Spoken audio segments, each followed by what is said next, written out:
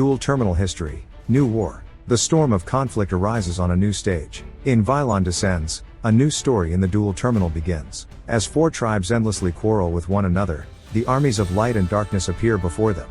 As these tribes fight each other for their own reasons, they are inevitably dragged into a battle between light and darkness. The light shines on the earth and fire. As the Laval continue to attack, the Gem tribe decides to finally resist these foes to the bitter end. But amidst their struggle, the Vylon descend from the heavens. Light Vylon, living in the heavens, the Vylon are the equivalent of the divine to those who live on this planet. While they are normally watchers following the events on the surface, they finally began to intervene when they could no longer let the increasingly brutal conflicts there go on. Earth Gem Knight, Knights of the Earth itself, clad in the power of gems. They value chivalry above all else, and despise pointless fights, but with the constant onslaught of attacks from the Laval diminishing their numbers, they stand up to defend their friends and allies. Fire Laval.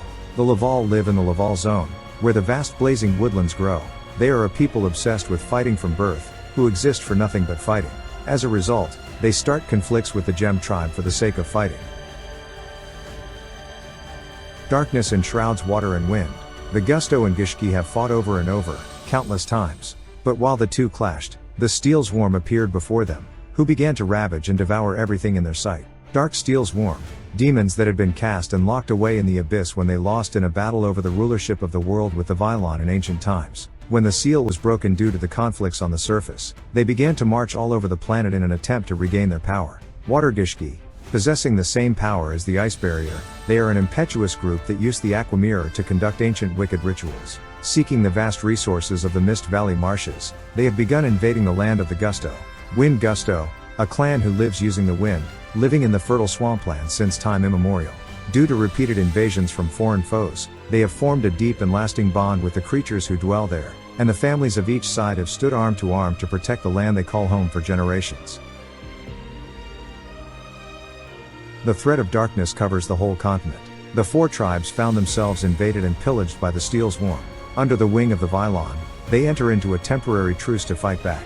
The Steel Swarm, having crawled out of the abyss, requiring energy and power so they could consume the Vylon who had once sealed them away, rampage across the planet's surface. The Vylon shared power with the races on the surface, power to fight back against the Steel Swarm. Those who were given power.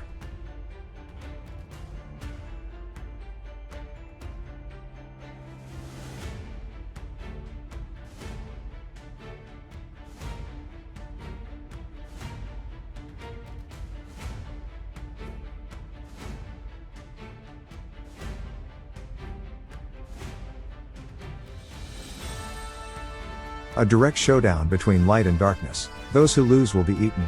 Against this extreme situation, the tribes continued to fight fiercely against the Steel Swarm.